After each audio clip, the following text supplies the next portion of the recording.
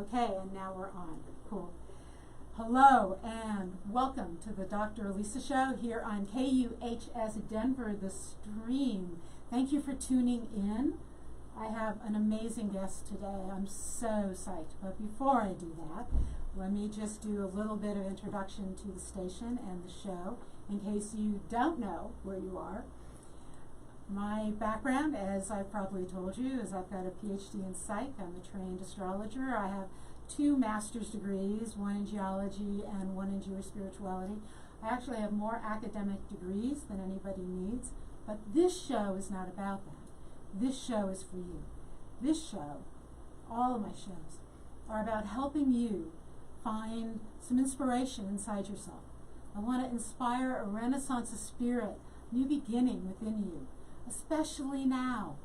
And right now, one of the things all my shows are about is moving the needle from fear to hope and from fear to joy, if we can get there, right? I'd like us to be prisoners of hope, actually, that wherever we look, we see that there is possibility and potential within us and around us. Let me do a shout out while I'm at it to one of my marvelous sponsors, veteranspride.org. It's a nonprofit, and if you've been listening, you know I want all of us to be philanthropists by the end of the year, which could mean $5 a month that you donate. And for you, that is philanthropy. And if you're looking for a place to donate, try veteranspride.org. It is a nonprofit that helps veterans remember their own pride and share that in their service. You can find them, you can click the donate button, and you can be a philanthropist and help a vet. And one more thing about me before I get on to my great guest, and that is thank you for all of you who purchased my book, The Way of the Well. It is that adventurous spiritual romance, and it, I think, is very helpful for a lot of people right now. That's what I've heard. It's on Amazon, and it's on Barnes & Noble. You can get it wherever you buy books. Okay, so enough about me. I have an amazing guest with me today, Matthew May. And before I let him introduce himself, I want to tell you how I discovered him. Found him, I'm not sure the right word when somebody's already out there doing such great stuff.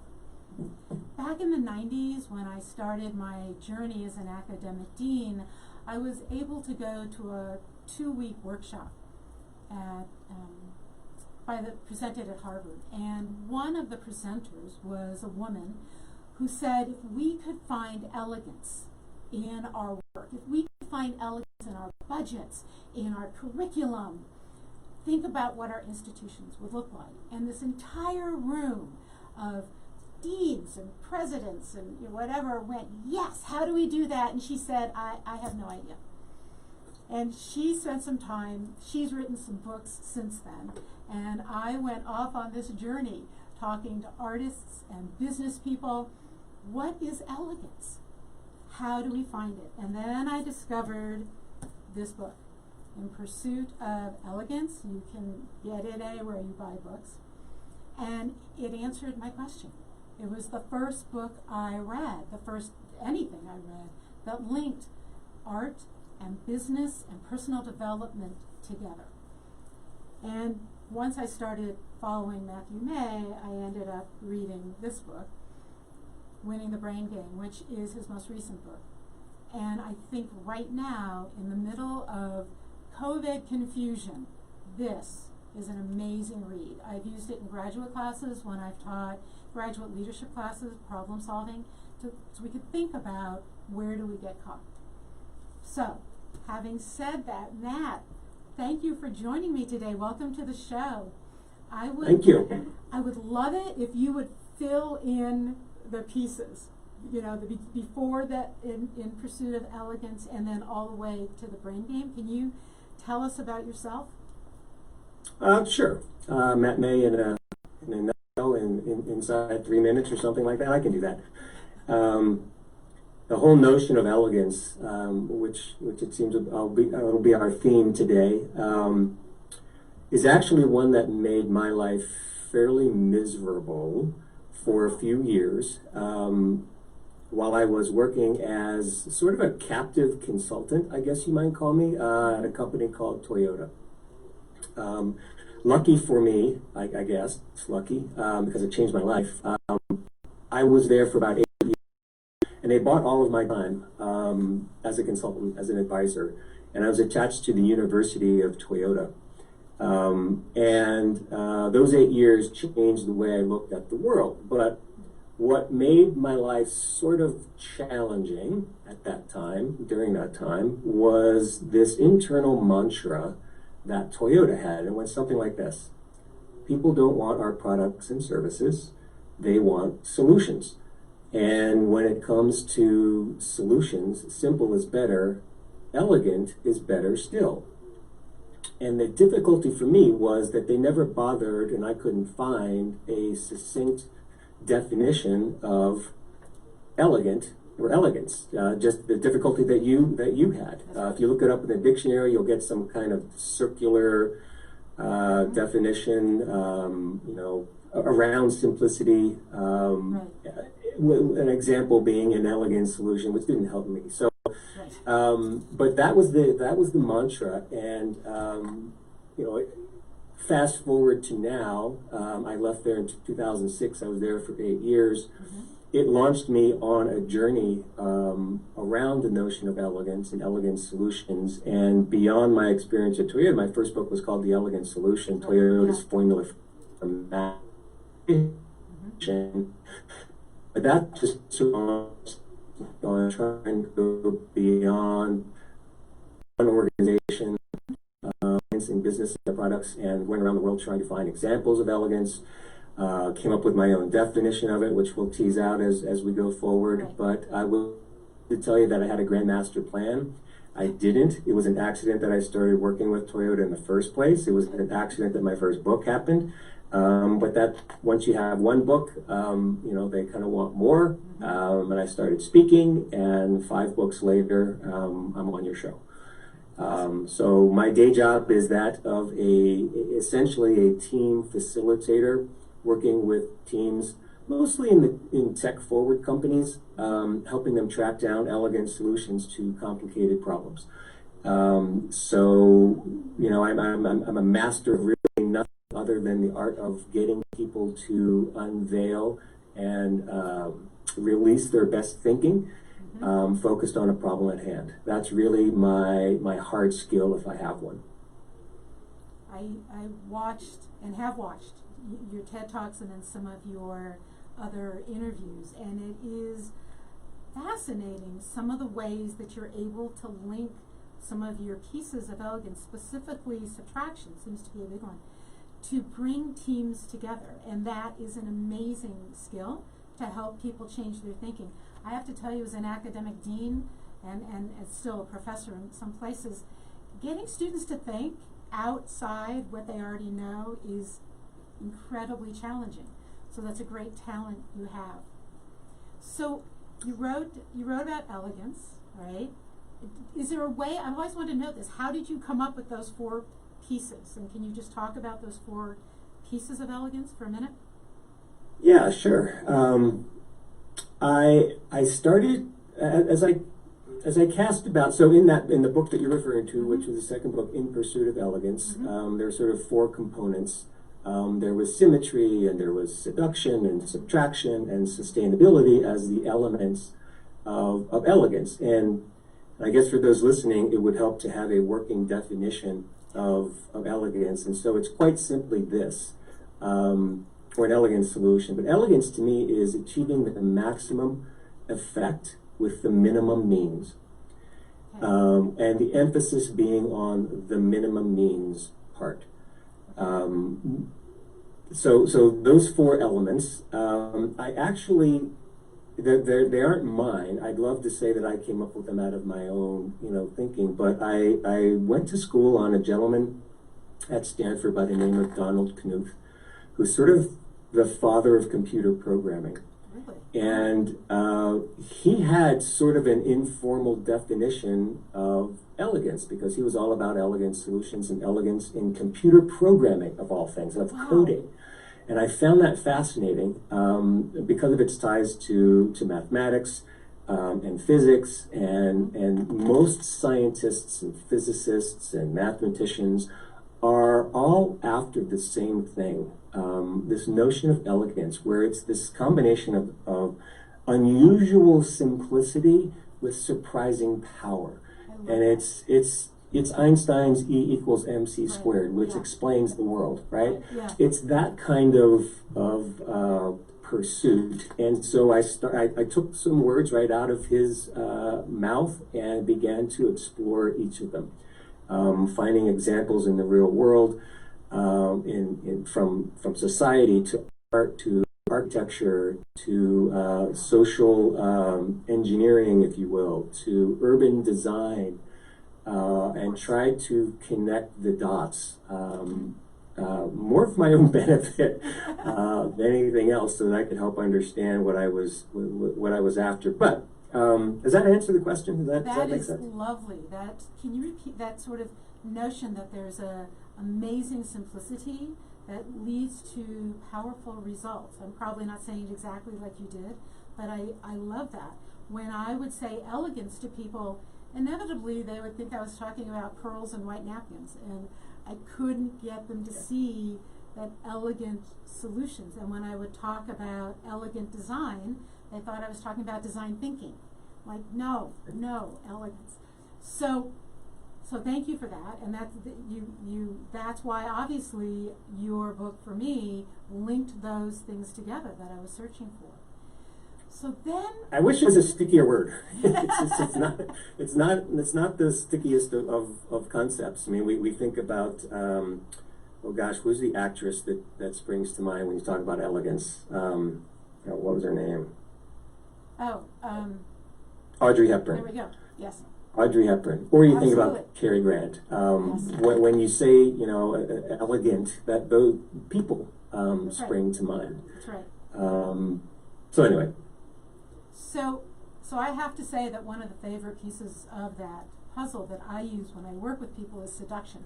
And I'm trying to reclaim that word, so that people don't immediately think of sex, but they think of being seduced in.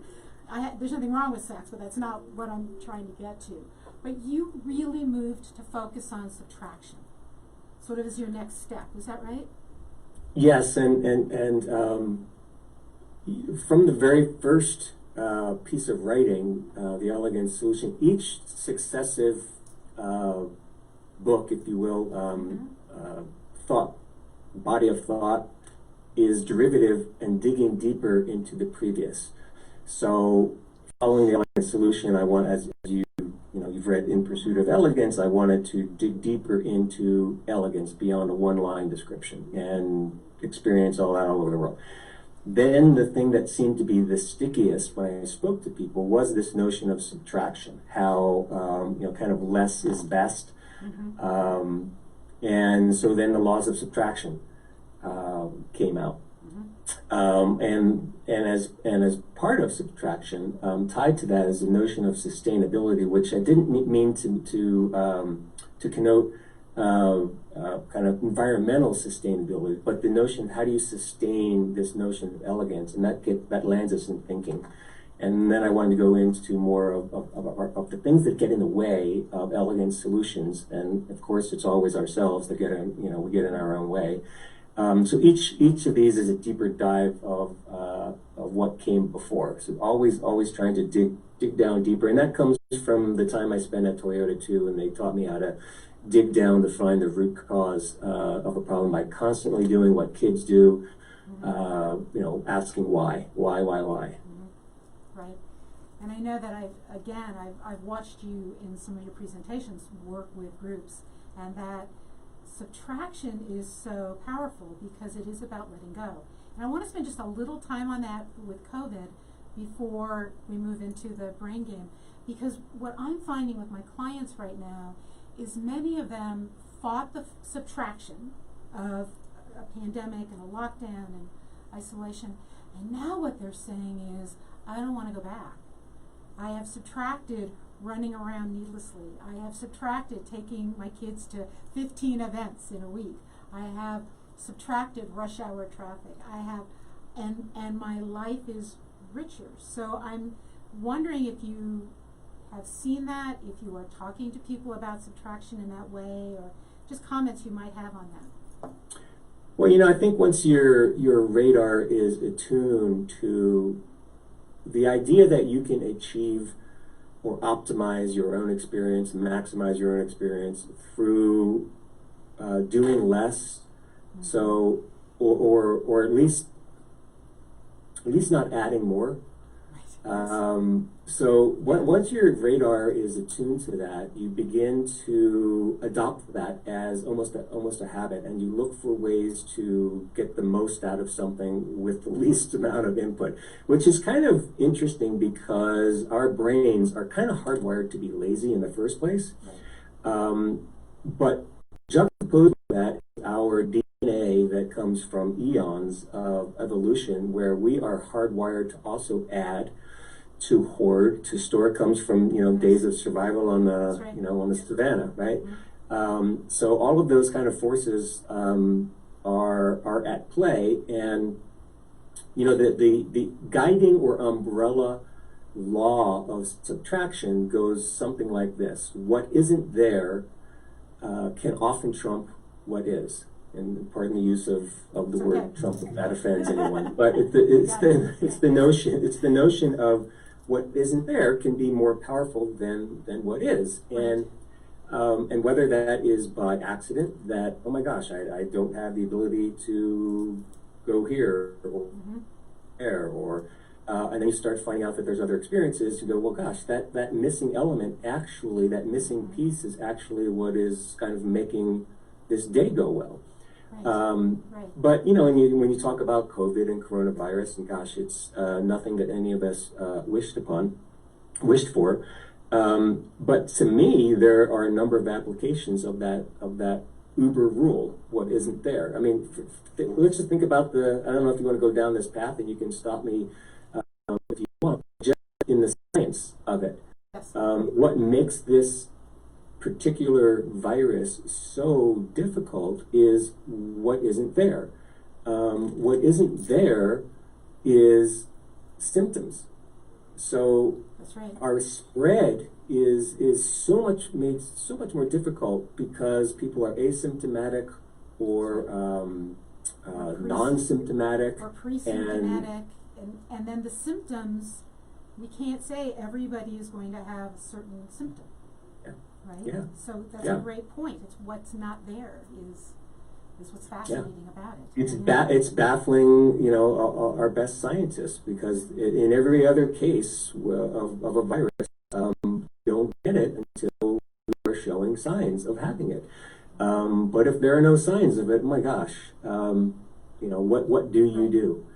So, I mean, and there are other kind of laws of subtraction. Another one being the simplest rules often yield the most effective experience. So, and we've kind of screwed up on that, right? We've screwed up on that, yes. We've made it so complicated to understand what we should be doing.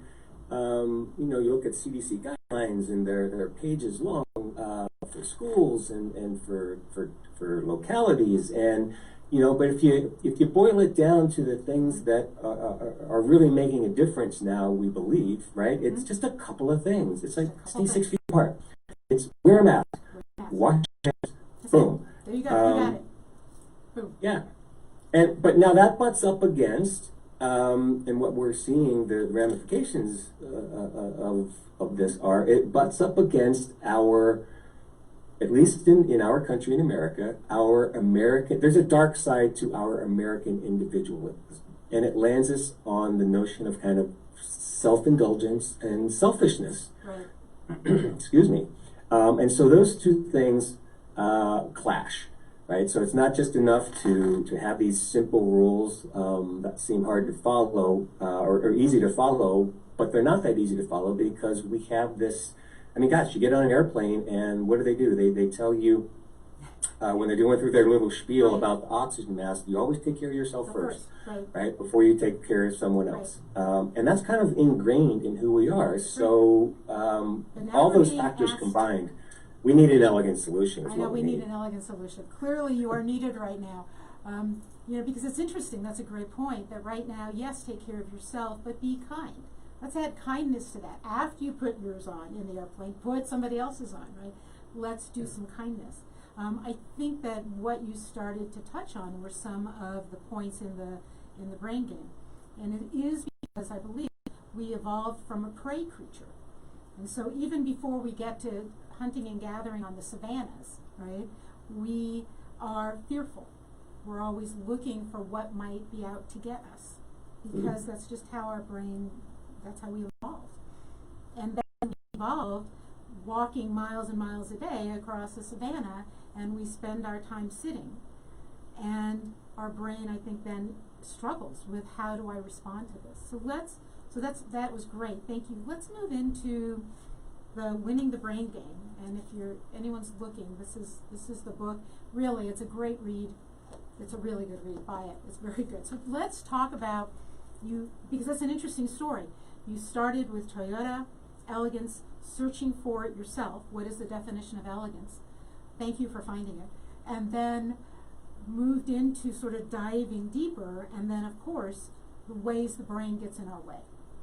So I would just love to go through the sort of pieces of the brain game, and if they relate to COVID, great, but really how you can see us maybe working to look at our own brain flaws to help us have a better experience of what we're going through, right? Like, does that make sense?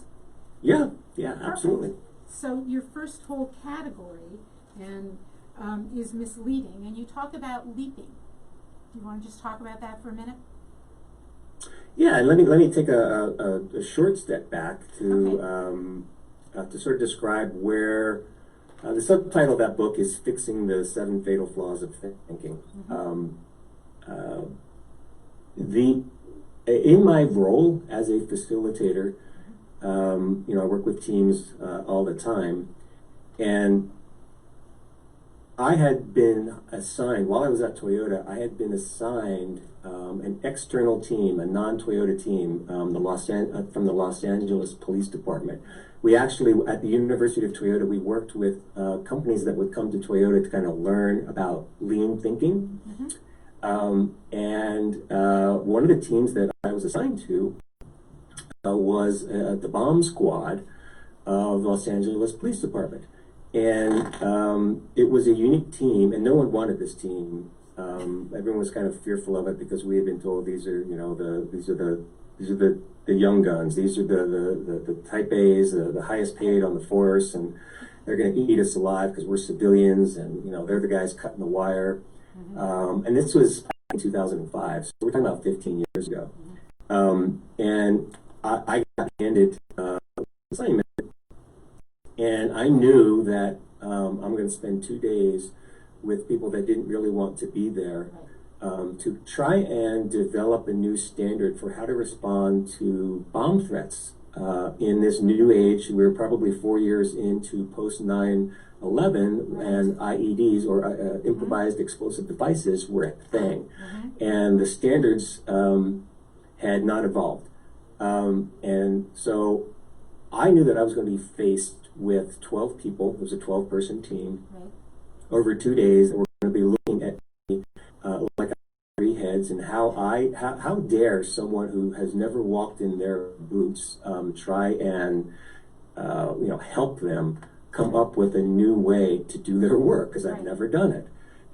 So I knew that I had to, pardon the expression, diffuse the situation, and so I came up with a thought starter, a brain teaser that I thought might diffuse the situation. And it was kind of an interesting one. It's called The Prisoner's Release, which I thought was kind of appropriate because these were cops. You work in pairs, which they do because they're partners. They always work as a 2-person team, and it revolves around handcuffs, rope handcuffs. And I'm not going into the details. And I watched them do this exercise, and none of them were able to solve the problem in an elegant way, or at all, much less in an elegant way. I started to observe, just in that short period, that they were doing certain things, and everyone was doing the same thing. And one of the things that everyone did when I said go was they immediately leapt to action.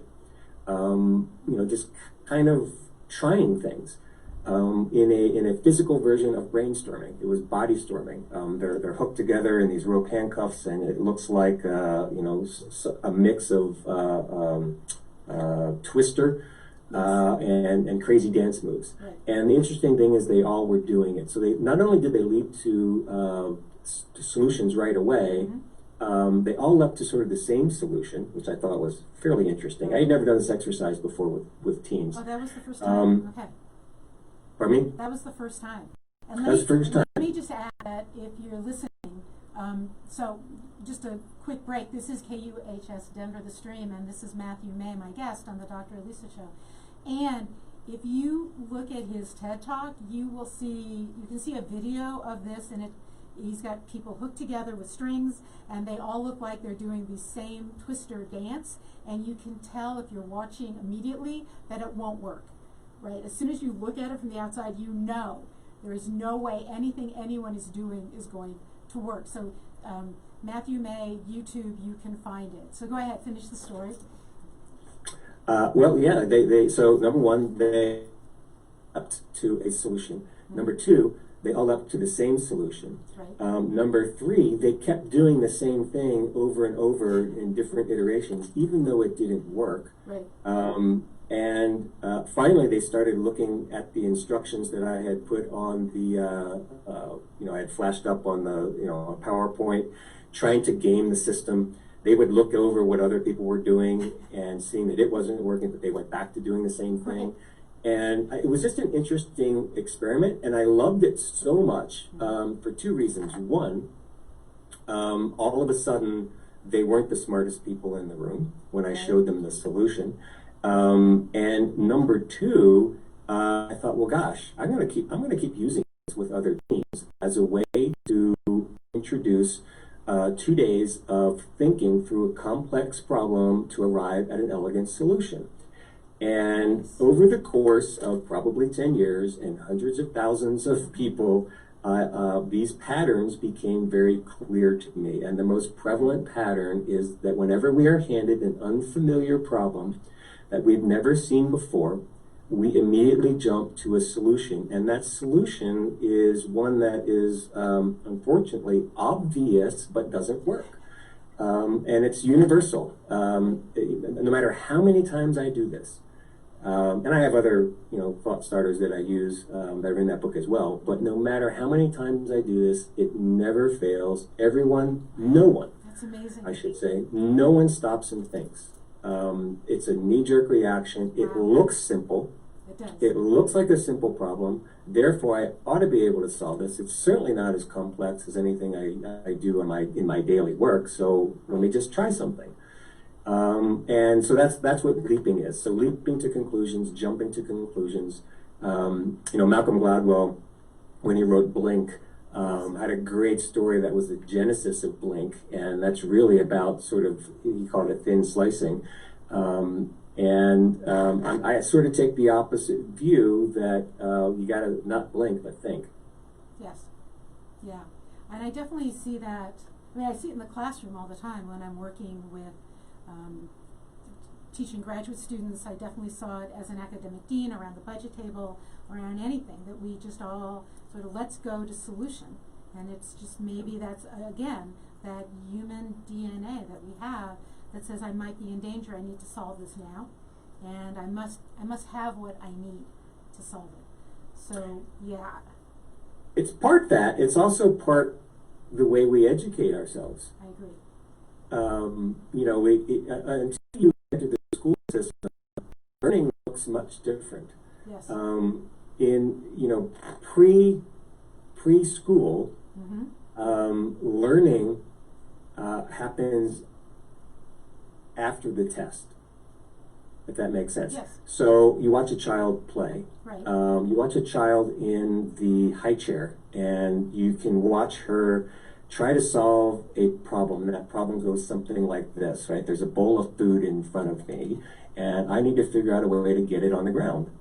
Right? And you watch her eye movements, and you'll see her she'll look at the spoon, she'll look at the bowl, she'll look at her hand. So she's got 3 hypotheses, right? Right. And she's a great little scientist, so she picks the one that looks like it might be most impactful, which is tipping the bowl off the tray, right? And sure enough, it works, right? There's food everywhere. Great feedback, right? There's food everywhere. It's noisy. Mom gets really busy. And mom puts the bowl back on, and like a good little scientist, she repeats, tries to confirm her results. And that the second time though, Dad, I'm a little not liking that, so there's a different result, and so she goes to another hypothesis or solution. That's what learning looks like. Right. When we get in the school system, we reverse that. So it's not us asking the question anymore. It's the teacher giving us the question to answer, and in a timed way, we need to come up with a solution. And it's the right solution. There's a right and a wrong to it, right? So the learning comes before the test. The test, when we're before school, the test comes first and we learn from it. We flip that when we get in the school system. So of course, when we get into work, our jobs, of course we're going to do what we learned in school, which is try to get the right answer for the boss, for the organization, for whatever. So leaping to solutions is, it's not necessarily how we jumped into the world. We've learned it, so we got to unlearn it. That's right. That's a great. Let me just go down that rabbit hole just a tad bit more, because it's sort of a mantra I've been repeating for many years. I was an academic dean in the adult learning world, and so adults returning to school, 5 and 8 week classes, online learning, hybrid learning, and problem-based learning, right? Because so again, here's a problem, and let's work the problem. And there might not be just one solution, there are solutions. How do you do this? And so that was named sort of adult learning. But the truth is, if you go to a Montessori classroom, that's what you see. You see people experimenting and trying and discussing it and coming up with a variety of solutions. This was somewhere between kindergarten, first grade, and when we go back to school as an adult, we are trained the way you said. Get to the best solution, right? My solution. Get there. And then we become adults and we have to relearn it. And we try it in school, and it's very difficult. I can tell you from an academic perspective, it's very, very difficult. So then do we become fixated? Is that your next point? Do we become fixated on our process, our solution? Is that our fixation is my term for what, and you're a psychologist, so you know what functional fixedness is.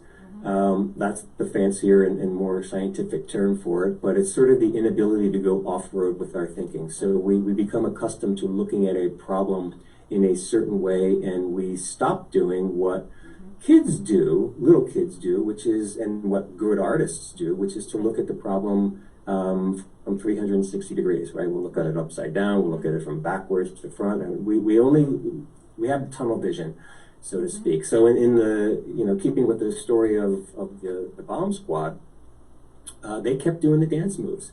You get down on your knees and I'll step through that and I'll turn around and da da da da da. And they kept doing it it was just a 5-minute exercise. Usually, someone figures it out in that time. Interestingly enough, they didn't. And this was my first time, so I had no basis. But now I only do it for 5 minutes or until someone gets the solution. But they fixate on, this has to work, right? And I call this I call this affectionately the remote control trap, which is, you come home at the end of a day, or these days you're already home, but you sit down, you're done your Zoom meetings, and you decide to watch some TV. So what do? You pick up the remote and you aim it at the TV. It's worked 99 billion times in the past. Why wouldn't it work this time? Only it doesn't. Right? And so what do we immediately do? We keep hitting that button. Doing the same thing. Or we hit it. We hit it. Like maybe if I pat it on his back, it will suddenly start to work. Yeah, we have a whole litany of things that have worked in the past. And it's only when none of that works that we get to the question that always, launches the kind of creative problem-solving process that we need, which is why, right? Why isn't this working, right? We've hit the batteries, we've rolled them around, we've changed them out, we've looked at all the wiring, and the thing still isn't going on. And incidentally, we always go back to the first solution, which is hitting the power button. Right. But we fixate on that. You know, if you've ever read anything by my friend Dan Pink, if you read the book Drive, he starts off with a functional fixedness or fixation exercise that comes from the 1940s, the candle and wax exercise, right? It's a very famous one. I've done that one in classes. I've actually done that in graduate classes with students. Yeah, it begins with a D. I forget the actual, but it's it's well-known exercise, and people aren't able to divorce themselves of the constructs of a candle having to be in a certain position, of a box having to be in a certain position, and not unable to make the hack necessary to solve the problem. Right. Yeah. It gets in the way. It definitely gets in the way of great problem solving because we want to rely on what has worked in the past. We still have that fear of failure. And that kind of lands us on the third flaw, if you will, which is if leaping to solutions is perhaps the most prevalent, on the other side of that is overthinking. Overthinking it, right. We got to dot every I, we got to cross every T.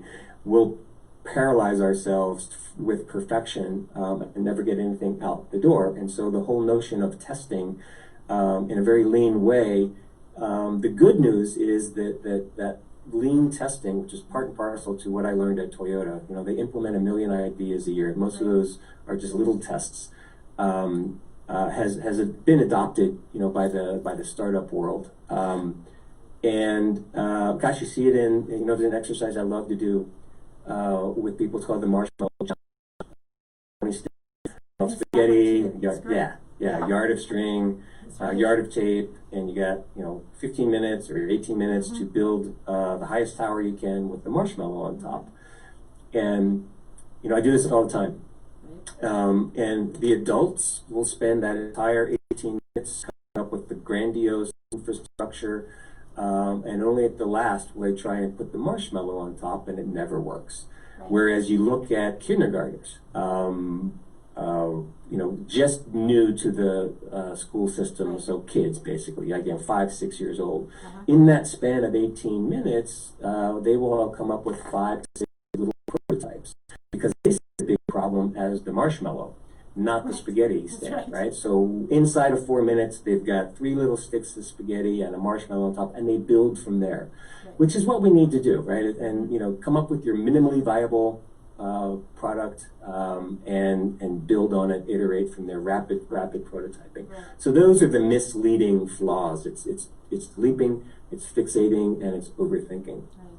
I want to say that I think that the listeners right now, if you're struggling with, and so many people are struggling with this, what do I do with my child in terms of school? That there is some comfort in this. Children know how to learn.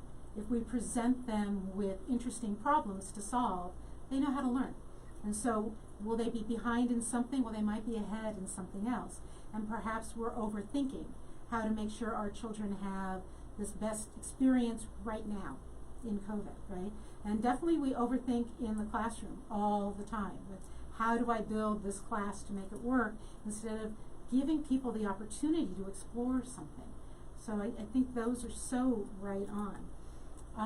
We still have a bit of time. Can we try some of the mediocre too? The piece where you just sort of feel satisfied. I can never pronounce this word right. And where we downgrade. I think we've got time for that.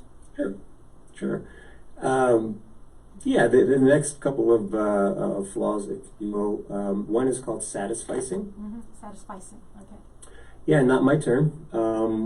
Introduced to the world, 60, 70 years ago by Herbert Simon, who was a Nobel laureate. He actually is the person who coined the term design thinking. But satisficing was introduced to us in a book he wrote in 1957, I believe. And that is how we, by nature, make most of our decisions, which is we get to the good enough point, and then just kind of sell the heck out of the idea, or rationalize it somehow. So we never get to the optimal or ideal or elegant solution. Now, So it's a combination, satisfice is a combination. He just basically mashed up satisfy and suffice. So good enough is. The problem is if you make that your de facto goal, then you never get to the ideal or the elegant solution. So, but there's a time and a place for satisfaction, especially in the business world, right? If you're releasing a new piece of software or a new product, you don't want it to be, you want to test it out, right? So satisficing in terms of new products and new solutions and new strategies, you want to test it out. You don't want to spend a lot of your resources in perfecting something up front if you don't have any feedback. So satisficing, though, if you adopt it as the goal, then you'll never get to the great solution. So just beware of satisficing. It's how we do things, right? That's good enough. Just get it there. We'll work on it later. It's kind of like the home improvement rule, where you get to the 85% completion part, and then it remains there forever. Forever. You never quite fine tune it. You never quite paint the corners. You don't quite. You don't get that. And I have to say, right now, we need to do a little of it, but then also realize there are opportunities in this time. That any time we are limited in one way, there are opportunities in other ways. So we may have started there, but now how can we move on? And I think for a lot of it, in the context of this pandemic, what you don't want is a satisficial vaccine or treatment, right? You don't want one that's just good enough. You want one that's not going to cause more harm. You don't want one that's going to allow you to get sick again. So that's why we have all this testing and regulation that we need to be conscious of. Just because 100 people work for 100 people there, hey, we got to make sure that this thing is safe. So, but that's why they go through clinical trials, right? So satisficing there is kind of built in, but you're constantly ratcheting toward the optimal solution. The next kind of close cousin to satisficing is what I call downgrading, which is, in order to declare victory, you back off the stated goal. And unfortunately, we're seeing that almost every day. Absolutely, everywhere. Yeah, I don't think there's maybe New York did a good job of it, but we came out with these phases, right? The CDC came out with these guidelines. I don't think, I don't know if you read the news, I don't think any state actually followed those goals, those phase requirements. We all kind of jumped the gun a little bit. It seems like it's on a trend, but it wasn't. So we downgraded the goal a little bit. Hey, and you combine it with satisfice. That's pretty good. It's 7 days of So be careful of downgrading, because what it allows you to do is to almost in a kind of perverse way. You're kind of surrendering. It's kind of like a preemptive surrender in order to declare victory. And the way that manifests itself in business and in the project teams that I work with is that they'll set this big goal. A popular term right now is OKR, which is objectives and key results, which are quarterly objectives and results that you need to achieve. And halfway through that cycle, oh my gosh, our eyes were way bigger than our tummy. And they will officially back off the goal and say, well, we initially said we were going to achieve 95% this. We think we can get 82. And here's our plan to do it. So it's a formal satisficing, if you will. And the difficulty is, if you watch American football, there's a goal line. There's not a team in the world that has ever won the Super Bowl by aiming for the 92nd yard line. Right? It just doesn't work. You may not reach it, but you got to shoot for it. So that's what downgrading is all about. So those two are kind of closely linked, and be present and know that they're there, and don't let them rear their ugly heads in the wrong time and place in your problem solving. I have to say that I can see how all of those link together. So for example, at the budget table, we might fixate on the amount of money we have to bring in an academic setting. This is students, how many students, how much tuition, how am I bringing that in? We fixate on that number, we build a budget, and then we realize that we have to downgrade, and then we downgrade as opposed to look at, well, what else went wrong? Why didn't I reach those numbers? Why aren't I attracting students? How do I need to adapt? And so I've seen that dance in many academic institutions, right? And I think we see it in some of our classrooms, unfortunately, in higher ed, where we want students and we want to be helpful to students, but if we downgrade our expectations, we're actually cheating them.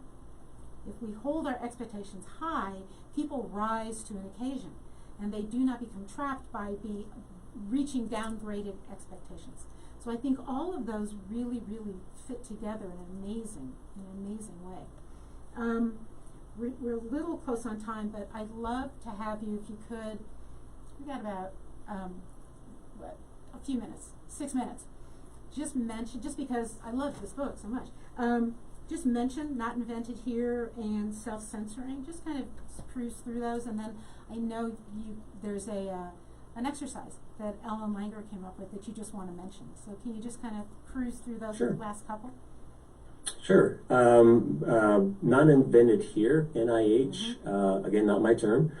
It's a well-documented phenomenon, which is, hey, if I didn't come up with the idea, or we didn't come up with the idea on our team, it's not a good one. That's right. We just kind of have this natural aversion to other people's solutions. You know, you go to cross the street, you know, someone's clearly standing there, has already hit that button. What do? You hit it again. Because I have to do it, right? Because it counts if I do it, right? Yeah, absolutely. Because right.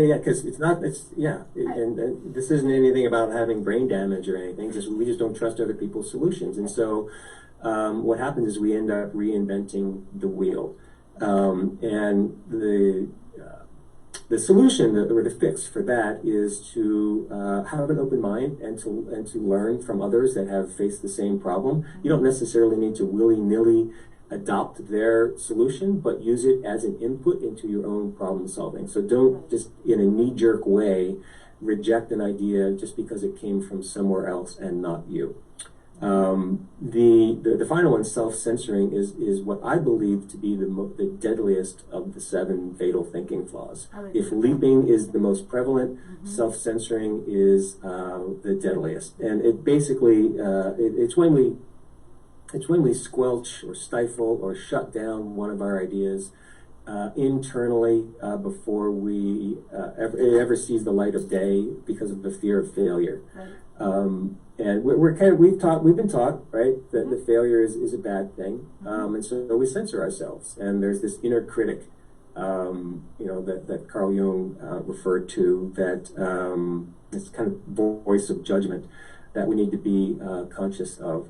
And the way it played out, and to circle back to the bomb squad, the way this played out in that particular exercise was that there was a woman on the team and with 11 men, and she came up to me after the exercise during a break and said, you know, I could see the solution, but I did not want to make my partner look bad. I didn't want to be the smart kid on the block, but I saw the solution to the handcuff exercise. Wow. And that is just, that woke me up to this notion of, gosh, if the answer is in the room and it doesn't see the light of day because of political reasons or what have you, then that's just bad on us. That's just a rotten shame.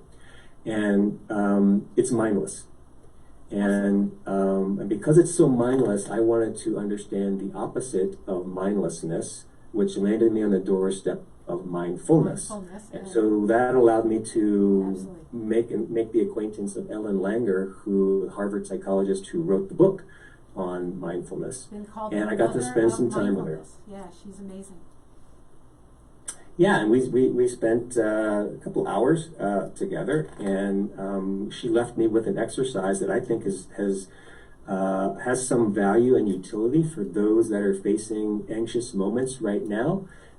with this pandemic, because it is a way to become mindful without having to have a yoga mat, or being able to meditate.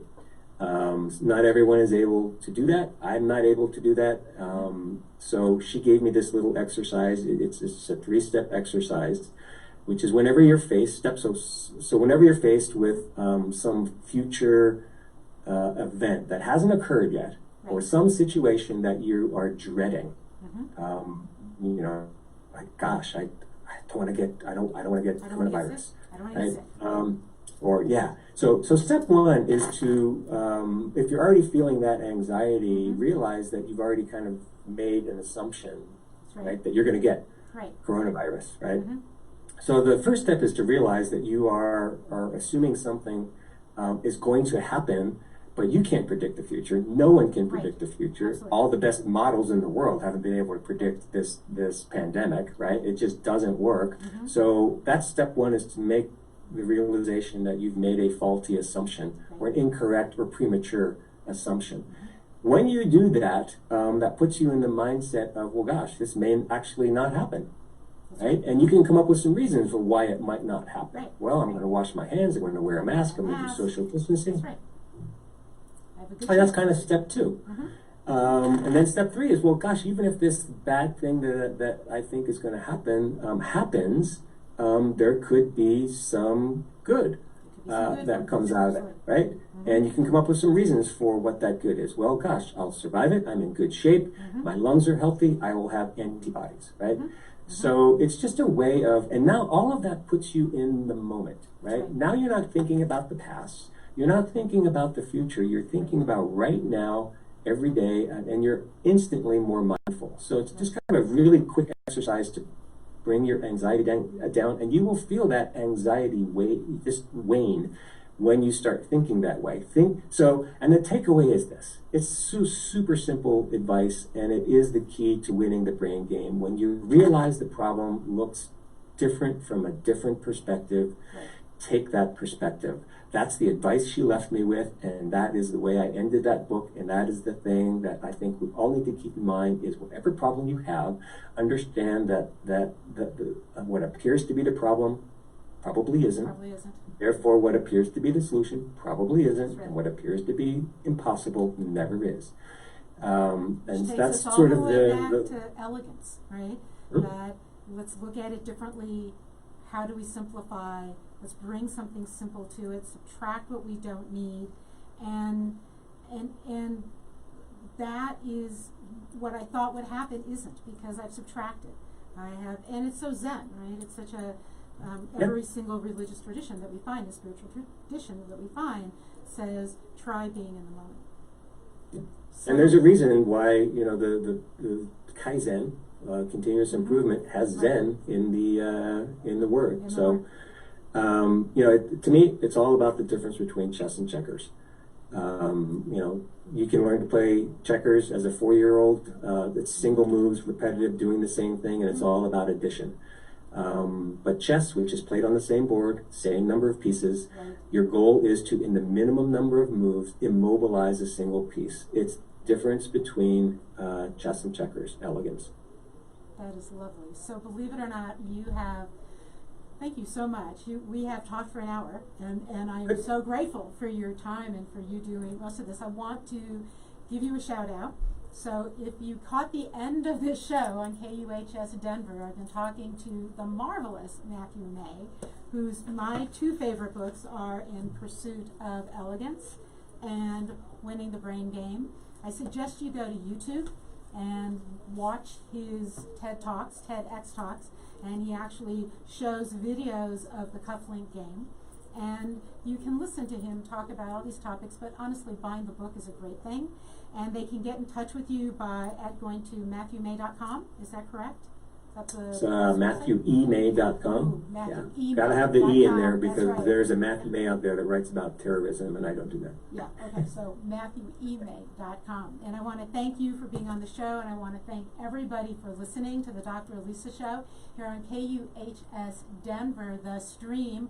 I'll be back in 2 weeks, and we will have a slightly different topic, but I look forward to seeing you then. Thank you, everyone, for listening in. Thank you. Thank you. So,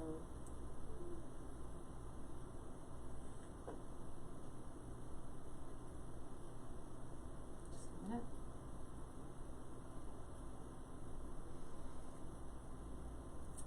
Waiting for the camera to switch.